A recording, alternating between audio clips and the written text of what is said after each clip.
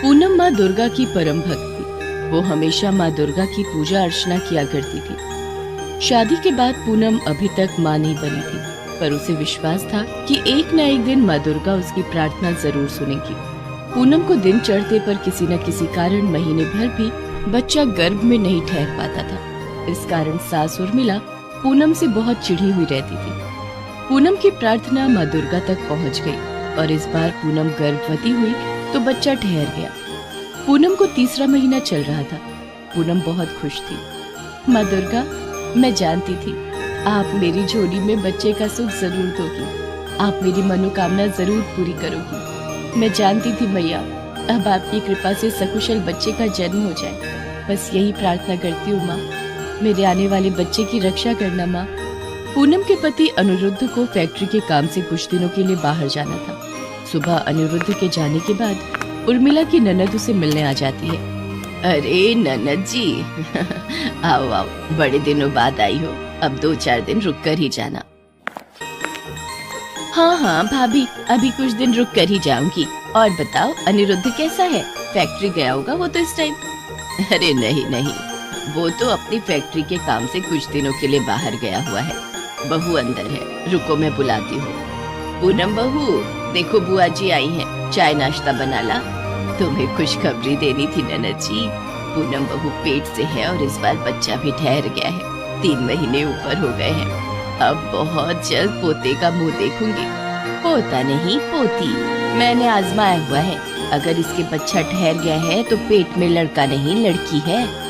ये क्या कह रही हो ननद जी? ऐसा कैसे हो सकता है? हमारे घरों में तो लड़के ही पैदा होते हैं। मेरे तुम्हारे हम सबके लड़के ही पैदा हुए हैं। हमारे घर में एक भी लड़की नहीं है। इतनी मुश्किल से तो बहू को दिन ठहरे थे। अब ये लड़की पैदा करेगी तो क्या फायदा? डराओ नहीं ननद जी। अरे तो मैं क्या झूठ बोल रही हूँ, मुझे बहुत तजुर्बा है। मेरे पड़ोस में रहने वाली एक बहू के साथ भी ऐसा ही होता था। उसके दिन नहीं ठहरते थे। फिर जब बच्चे करने की बारी आई तो लगातार 3 बेटियां पैदा हुई। आज तक बेटी की आस में तरस रही है। ननद जी मुझे तो डर लग रहा है। अब क्या कर सकते हैं? अगर इसने लड़की पैदा कर दी तो हमारे लिए मुसीबत आ जाएगी। मैं समाज में क्या मुंह दिखाऊंगी? बेटी पालने के लिए इसकी इतनी सेवा थोड़ी करेंगे। अब तुम ही कोई उपाय बता सकती हो ननद जी। अगर तुम यही चाहती हो तो भाभी बहू का बच्चा गिरवा दो। ना रहेगा बांस, ना बजेगी बांसुरी। फिर उसके बाद दिन चढ़ेंगे तो शर्तिया बच्चा लड़का ही पैदा होगा। लिख कर रख लो। ठीक है ननद जी। फिर हम एक काम करते हैं, उसे अस्पताल ले चलते हैं। तुम किसी ऐसी डॉक्टर को जानती हो जो ये काम कर दे और बहू को पता भी ना चले कि हमने ये किया है? हाँ मैं जानती तो हूँ एक ऐसी डॉक्टर को। ठीक है, फिर मैं उस डॉक्टर से बात कर लेती हूँ। बहाने से बहू को ले चलेंगे। अगले दिन उर्मिला और उसकी ननद पूनम को बहाने से दिखाने के लिए हॉस्पिटल ले जाती। माँ जी, बुआ जी, मेरा इलाज तो दूसरे हॉस्पिटल में चल रहा है, फिर हम यहाँ क्यों जा रहे हैं? अरे बहू, एक दो डॉक्टर से राय लेना ठीक रहता है।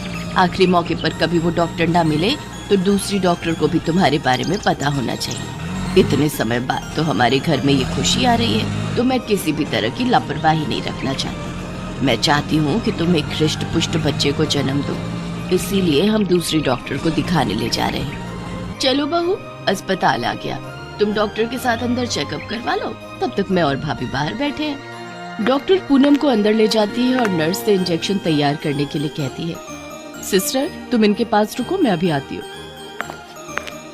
देखिए, मेरे पास ज्यादा समय नहीं है। मैं बस इतना कह सकती हूँ कि आप अपने और अपने इस बच्चे की जान बचाना चाहती हैं तो तुरंत यहाँ से भाग जाओ, नहीं तो डॉक्टर आपके बच्चे को मार देंगे।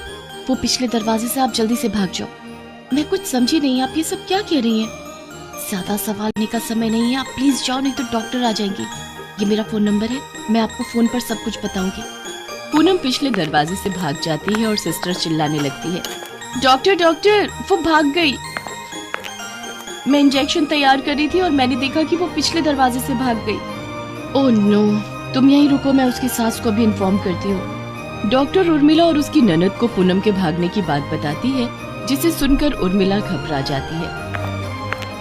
बहू भागकर कहाँ गई होगी ननद जी? हमें उसे ढूंढना होगा, नहीं तो अनिरुद्ध आकर हमसे 100 सवाल करेगा।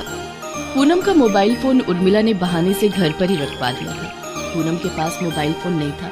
वो एक औरत से उसका मोबाइल फोन मांगती है और सिस्टर को फोन करती है। सिस्टर से उसे पता चलता है कि ये सारा प्लान उसकी सास उर्मिला और ननद का बनाया हुआ था। सिस्टर की बातों को सुनकर पूनम दंग रह जाती है। वो बहुत डरी और सहमी हुई थी। वो घर नहीं जा सकती थी। पूनम अनिरुद्ध के मोबाइल पर फोन करती है, पर अनिरुद्ध का मोबाइल फोन स्विच ऑफ आ रहा था। अब क्या करूं? अनिरुद्ध का मोबाइल तो स्विच ऑफ आ रहा है। हे माता रानी मेरी मदद करो। हे दुर्गा मैया मैं कहाँ जाऊं? तभी पूनम को मंदिर की घंटियों की आवाज आती है। पूनम देखती है वहाँ से कुछ ही दूरी पर दुर्गा माँ का मंदिर है। पूनम रोती बिलखती माता रानी के मंदिर तक पहुँचती है और मंदिर में जाकर माँ दुर्गा के चरणों में बैठ जाती है। तभी मंदिर के पुजारी जी वहाँ आते हैं। पूनम रोती हुई उन्हें सारी बात बताती है। तुम चिंता मत करो बेटी, तुम माँ दुर्गा की शरण में आई हो और जो कोई भी भक्त माँ दुर्गा की शरण में आता है, माँ दुर्गा उसकी रक्षा अवश्य करती हैं। तुम तो माँ दुर्गा की सच्ची भक्त हो, उनसे प्रार्थना करो, वो तुम्हारी रक्षा अवश्य करेंगे। और जब तक तुम्हारे पति वापस नहीं लौट आते, तुम इस मंदिर में ही रहो। यहाँ तुम्हें किसी से कोई डर नहीं। धन्यवाद पुजारी बाबा। जय माँ दुर्गा, आपकी सदा जय हो माता रानी।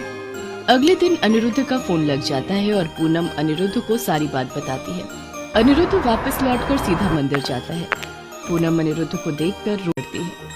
दोनों माँ दुर्गा को नमस्कार करते हैं। अनिरुद्ध पुजारी बाबा को भी धन्यवाद कहता है और पूनम को लेकर घर आता है। पूनम चलो जल्दी से अपना सामान पैक कर लो, अब हम यहाँ नहीं रहेंगे। मुझे माफ कर दो बेटा, मुझसे बहुत बड़ी गलती हुई है। मैं ननद जी के बहकावे में आ गई थी। ऐसे घर छोड़कर मत जाओ, मैं अकेली तुम दोनों के बिना नहीं रह सकती। नहीं माँ, जिस घर में मेरी पत्नी और मेरा आने वाला बच्चा सुरक्षित नहीं, उस घर में मैं नहीं रुक सकता।